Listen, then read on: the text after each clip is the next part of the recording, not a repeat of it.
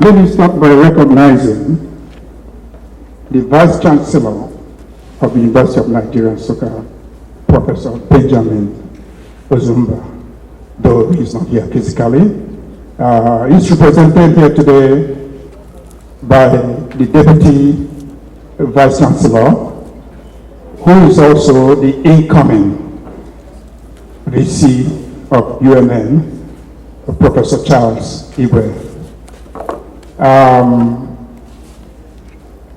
I will go on to, like we always say, Professor Patitomi said, could be actually sitting on existing protocols, because we tend to say something on existing protocols.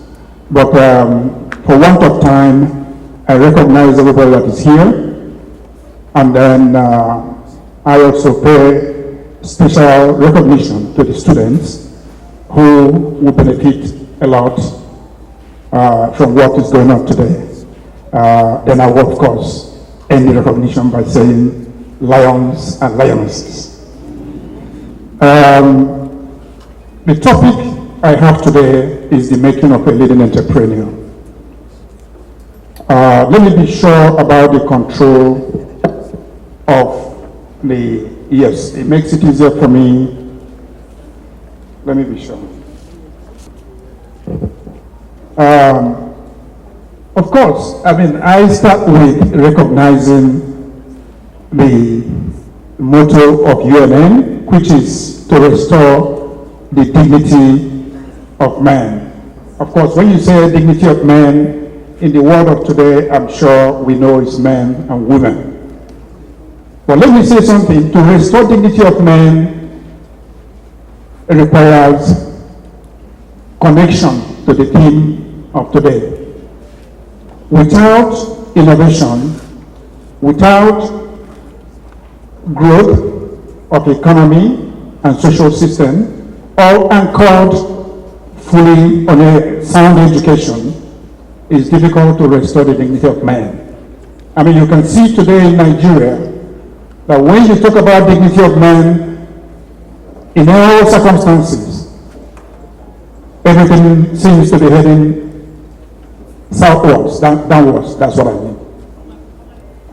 You cannot talk about dignity when you are retrogressing. When you retrogress, you go backwards. So your motto here, or the motto of UNN here, typifies why we're here today. Now, the making of a leading entrepreneur, I'm going to talk about myself, but I will first try to elaborate a bit on the issue of entrepreneurship, especially what drives it, what sustains it, and then what makes it very relevant in the development of a nation. If you go to the next page, okay, that's it. You see the introduction. I've done the introduction already.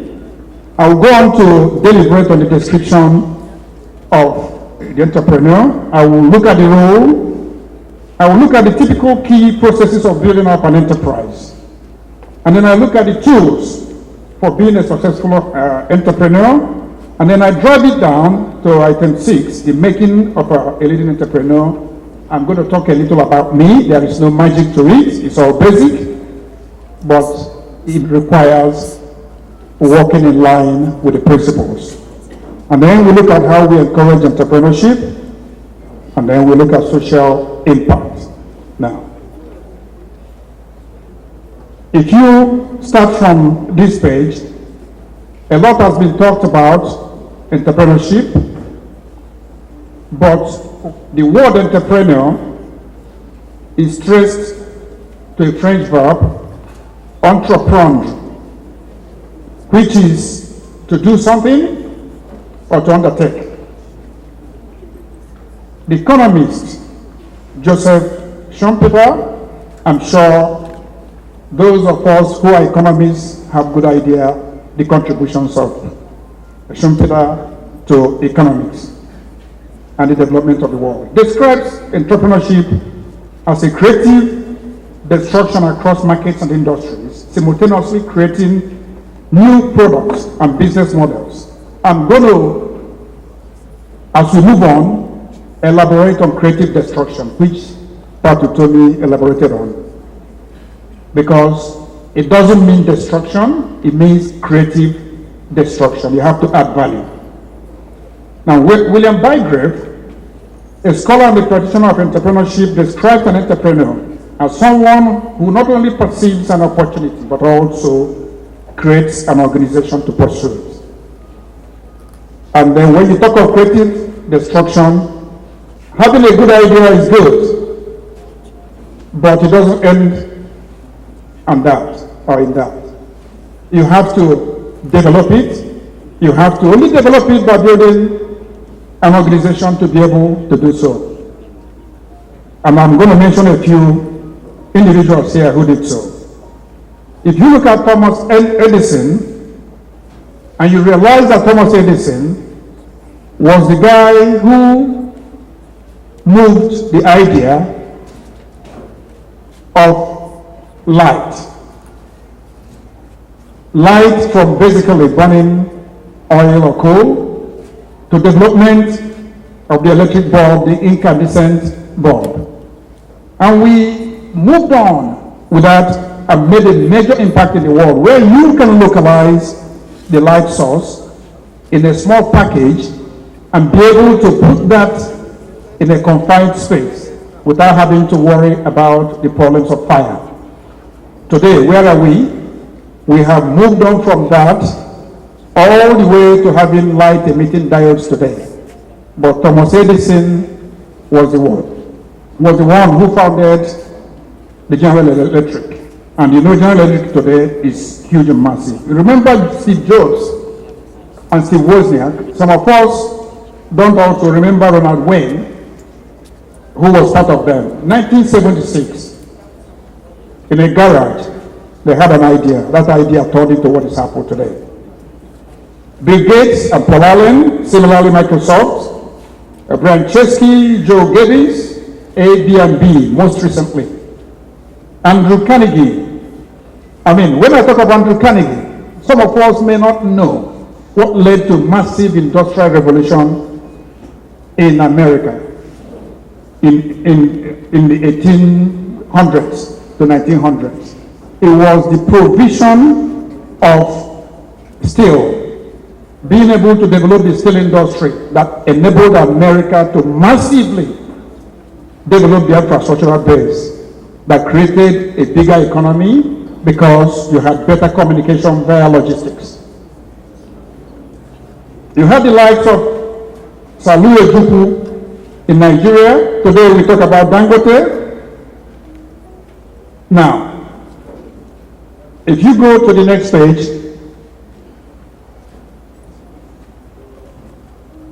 you look at the same description, just taking it further down, and then you realize that for you to achieve development of enterprise, you also have to include finance. Without having the financial backing, ideas may die.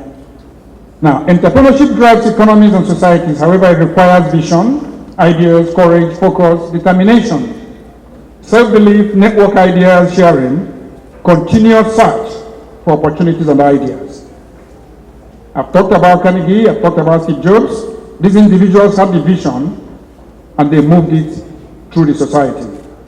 Of course, massive challenges they had to face. And those challenges come in form of risks. But what is important is that risk contains the possibility of both gain and loss. In reality, it is noted that more than 70% of most ideas that go into development or attempt to go into development, 75% of those lead in failure. When I talk about myself, you will notice that when you talk about myself, when I decided to leave the comfort of my working life and move on to be an entrepreneur, OISAB was not the first company I founded. You have to be ready to try and fail and try again. Now, I have already highlighted what is in the next page, which is the role, while I was talking about the description. But you can also see the issues of lanterns all the way from kerosene. We looked at issues of gramophone, which is music. From gramophone, you went into tape players, you went into cassette players, and then you went into CD players. Today, most of the young people don't even know what you mean when you talk about CD players. Most of the young people only go to Netflix, they go here, they stream music. But let us know that it wasn't like that at the beginning. All this has been driven by innovation. Next page, you see the picture of Thomas Edison. And then I need to talk about the oil because a lot has been spoken about oil and I want us to put it in perspective. Professor Patu Tommy mentioned it and is right in what he said. But let us remember, I was talking on the sideline with Professor Engr, and I said that oil is not actually the problem. We are the problem. When we get into seeing natural resource or resources as an easy way of acquisition of wealth, we are heading down because this resource you are tapping, you did not create it. The resource is there. This oil we're talking about was there for millions of years. Suddenly somebody found the need for oil and found a way to mine it. The rest is history. If you go to a country like Norway is an oil producing country, but it's not like Nigeria or most African countries that have oil and gas. Why? Because they had the right policies, the right direction, and the understanding that the most important asset you have is your brain. It's not your natural resource. Japan, if you go to Japan, I don't know how many of us have been to Japan. You find out that more than 60% of Japan is all mountains and valleys. It's all volcanic. Or look at what Japan has done. They have little or no oil. Even if they have oil and gases, they have less than 1% of what they need. But they've grown to be, up to recently, the second largest economy in the world. They are number 3 today. But they are actually, if I may say so, the most efficient economy I've ever seen. It's all human brain. It's all about process. Now, if you look at oil, America that developed oil technology, what did they do? I will take Schlumberger as an example. I think I've said it here. Schlumberger was formed by 2 brothers, Marcel and Conrad. And it was about entrepreneurship. In 1934, they came out of universities in France and they convinced their father, who had a businessman who had some money, that they want to go and develop electrical detection system for oil. Before then, the only way you found oil in the good old days of American oil exploration and production was basically you drilled. As you drill, you keep checking the cores that come out and checking whether there is a trace of oil. What it means is that you actually hit the oil or gas before you know it's there. Most times when you hit high pressure formation, you have an explosion. And they had no way of knowing the formation distance or formation length that contains oil. Not to talk of the reservoir as a whole. It was hit and miss. These guys sat back and said, look, they were electrical engineers, one electrical, one mechanical. And they said, look, when you do conductivity tests, what do you find? If you have water that has got some ions, some carbonates, and some minerals in it, water normally can conduct electricity. And also, that's why when you find yourself in a pool of water and there's electricity source there, you can get killed. But oil does not conduct electricity. It has a higher dielectric value. So how do you find oil without having to take a risk? What it did was that they can send an electrode downhole. And they put another electrode some distance from the well, and they take the potential difference. As they do that, they're able to plot it along the profile of the well and be able to tell you where you have oil. When they went to America, the Americans said, get out of here. You young kids that have come out of school, we've been drilling oil. The normal process is a family goes into oil business. As you are growing, you are getting to your 60s or 70s, your child takes over. It was a very traditional business. But they were given opportunity and they proved it. That's how Schlumberger started. Today, Schlumberger is a company that has quarterly revenue of more than $4 billion, employing more than 20,000 workers and established in more than 80 different countries of the world. That is innovation. That is entrepreneurship. In Nigeria here, what are we doing? We get oil, somebody comes in here and says it's an IOC, International Oil Company. They bring the finance, they get a concession, they produce this oil. What people fail to understand is that the cost of production of a barrel doesn't change very much. If it's $20 a barrel, whether oil is $100 or $60, it doesn't change much. So the owner of the oil that is produced can have his fortune go up and down. But if you're smart, the service industry that consumes that $20, $30 is where you zero in and create entrepreneurship, create value. When you create this value, you develop your economy. And that's what some of us sought to do in the late 80s and 90s. By getting in, developing businesses around technologies in oil and gas industry. So if we have consciously done that in Nigeria, we will be benefiting instead of waiting to produce oil and then go down to Abuja and we share it. We're going nowhere with that.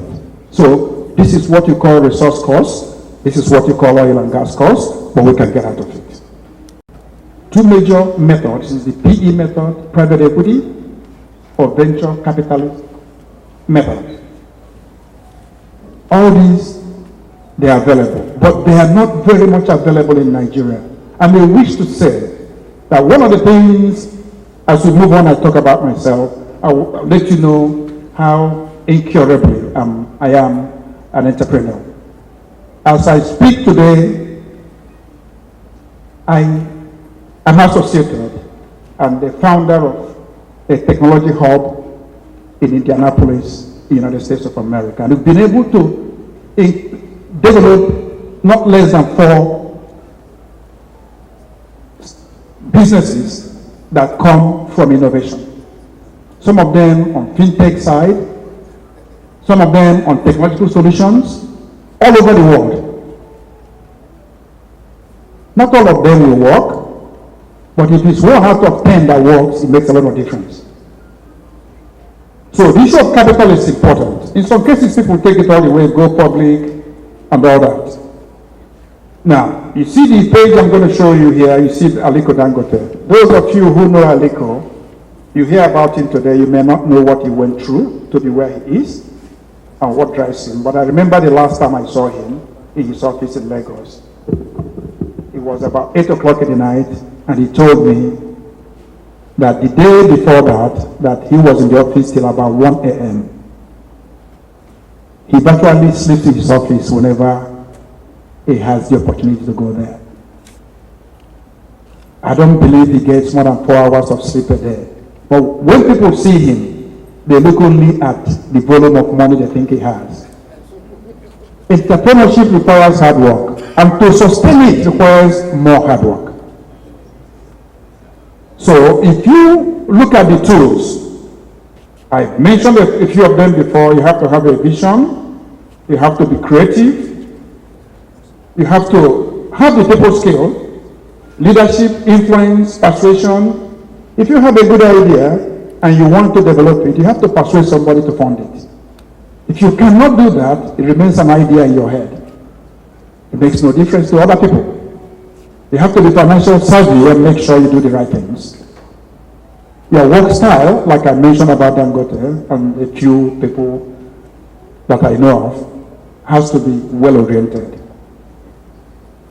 You have to be ready to make a delve into uncertainties. You have to be able to live a solitary lifestyle, which means you sit and think and be your own boss. Don't be influenced negatively. You have to persevere, and so on and so forth. When you have an entrepreneurial background, like we talk about Dangote, you know about the Dantata family, it doesn't mean that it's always like that. But when you have an entrepreneurial background, a family that has gone through that, it tends to encourage you. Because what it does is that it lets you know that this is possible. But again, at the end of the day, it's your own idea that matters. Now, we talk about encouragement of entrepreneurship. And I wish to state here that when you talk about entrepreneurship, you look at it within the framework of Nigeria. Internationally, it's like that, but let's look at it in Nigeria. When we cannot interlink the academia with the business world and government, we have a disconnect. Government policies and drive can help encourage it. It doesn't mean that government will implant entrepreneurship in anybody. But when you have policies that help develop that, makes a difference. But what I find mostly missing here is the connection between academia and universities. And that's what OISAV has tried to do in the past 50 years. To basically try to interlink with University of Nigeria and Nsukka in looking for ways to develop ideas, support it. And now with the establishment of Lion Science Park, that's a major stride. I saw that as a major stride because when Professor Ozumba mentioned it to me and we discussed it at length, I gave him my word. And I said I will support it. And I'm glad that I am associated with it. What is important is for us to know that it's not, I hear about the 50 hectares of land, very good to have a structure. But let me tell you, what leads to success is not just the structure. It is the way you have actually structured the process of incubation of technology. How do you take it from the universities, whether at the graduate level or postgraduate level, and move it to an area where it can be developed further and then interlinked with businesses to be able to be moved into being effective? That is very crucial. So I see Lion Science Park as a model in Nigeria that can achieve that. But of course, you know clearly that the creation of entrepreneurial ecosystems, which Lion Science Park is one of them, more and more of that is required to be able to drive this.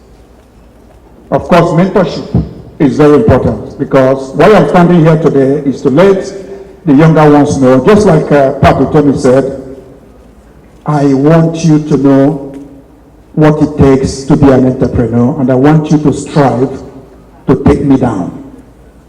That's why I'm standing here. Because when, as you will see going down here, when I came back to Nigeria in 1993, I moved into the oil and gas service industry as an entrepreneur. The first company I targeted to take down in Nigeria was Schlumberger I worked for. And I was a little fried. But whatever I set forward to do, I believe I've achieved it. I moved on. When I moved into pipeline engineering and construction to take down the primary company that was in Nigeria then, Webros, executing hundreds of millions of dollars of job, an American company. People said, you are crazy, we can't do that. I have nothing. But of course, taking it down means having a better idea and having a better way of actually executing the same scope of work and developing local capacity that will sustain over a long time. It's not by going to do it in a corrupt way and finding a way to chase them out. It's competition in a sound manner. Now, if you go to, okay, yeah, that's all right. I am from Anambra State, a town called Orifite in the Ekwusigo local government. And I did my primary education and my secondary education in Anambra State by providence of God. Because without the war that we had in 1967 to 70, I probably may not know where Orifite is. I would have known that many years to come. The war made us come back into our villages, and from there we moved. And then I went to the University of Ife. Today they call it Obafemi Awolowo University. But I did not attend Obafemi Awolowo University. I attended the University of Ife. I studied electrical engineering, but what we call it is not just electrical, it's electronics and electrical engineering. And I'm glad I had the opportunity to go through the university because it inculcated in me a certain amount of zeal. But let me say this, as an entrepreneur, you have to have it in your DNA. As early as when I was in my class 3 and class 4 in secondary school, I assembled a few of my friends, and we used to try to take advantage of celebrations during Christmas and New Year and Easter. And we used to, then if you remember, those who are old enough will remember the kind of parties that were held then, and that was in the 70s, they put dance. And then people always come to enjoy themselves. We put a team together to be able to stage what we call shows there. And it was pure simple. We noticed 3 key issues there. How did you organize it? That was one. What are the sources of success in it? You have to be able to get the person that will play the music. We used to go to Bright Street in Onitsha, and then we get some of these people that play music, big boxes, and they come, and you have to negotiate and get a good deal so you can make some margin. We used to go to Mbidi. Those of you who are old enough to know that Mbidi used to have chicken, roasted chicken, a lot. They will be glad when we come, instead of buying one, we say we're buying 100. Sometimes we get on credit, the music will get on credit. And then we stage this and get pickings and then sell our drinks. When we do this and make profit, we pay the various people we have gotten items on credit, and then we share the rest. If we ended up not being successful in being profitable and not being able to pay those people, we couldn't continue. So you have to be profitable. So you have to use your brain.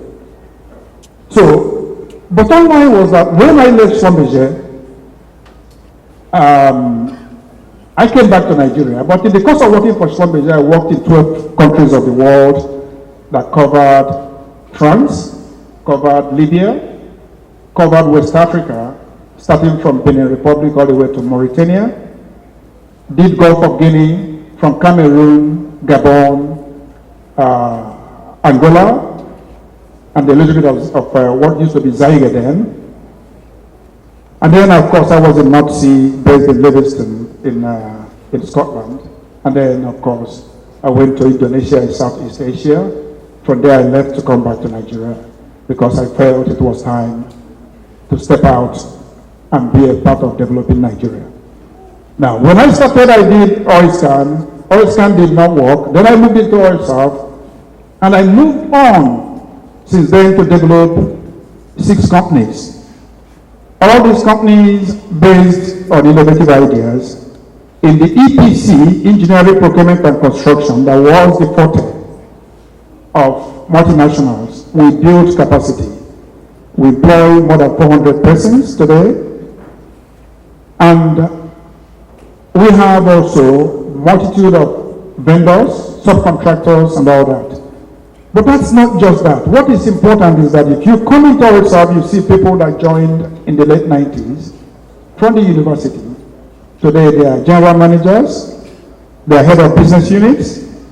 Today you talk of Facebook and all that, you talk of billions and hundreds of billions of dollars worth. They didn't start that way.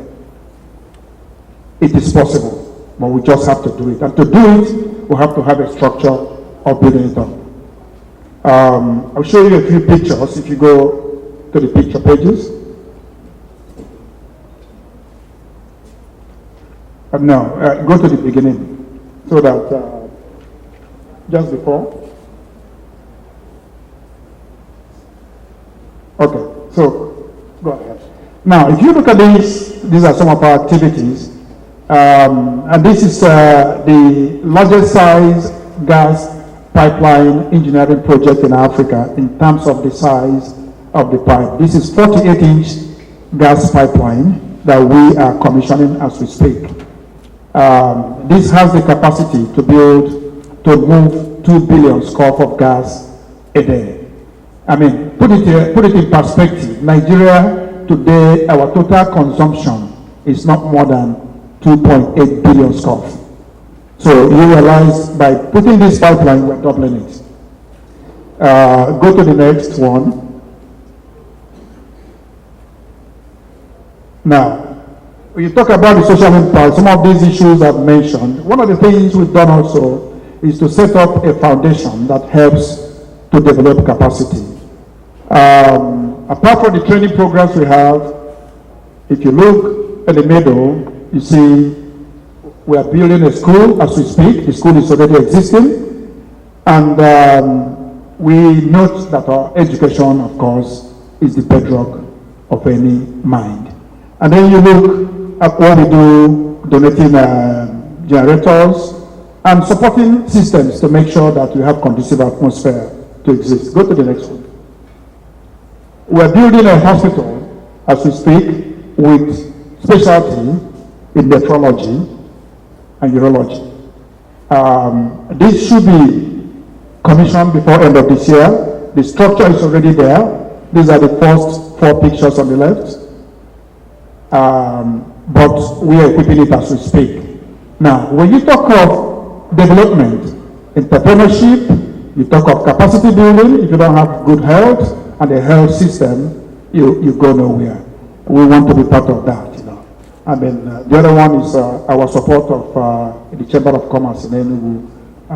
What is the next one? I mean, some of our things we did. Now, so to bring this to conclusion, let me state here that clearly entrepreneurship helps individuals achieve personal success, and more importantly, plays a major role in improving economies by creating new job opportunities and economic growth and development. Entrepreneurs are the bedrock of every society, like I stated earlier. Entrepreneurship helps individuals achieve personal success, and more importantly, plays a major role in improving economies by creating job opportunities and economic growth and development. This can help to strengthen our economy and allow entrepreneurs to properly put their vision, ideas, and courage to good use for themselves and for society in general. It is imperative for stakeholders and business leaders to nurture a creative environment through which the next generation of entrepreneurs can thrive, either through direct supply of necessary tools or policies for success where possible. A leading 21st century entrepreneur is not afraid to think outside the box. You must think outside the box. Seeking skill and knowledge as well as collaboration where talent is not available. Though the fear of failure is a stark reality, a budding entrepreneur should imbibe the traits of patience, persistence, teamwork in their early stages. And I say that I'm an incurable entrepreneur. I will end this by making a statement that summarizes my belief. And it says, to try and make the world in some way better than you found it is to have a noble motive in life. Thank you very much. you.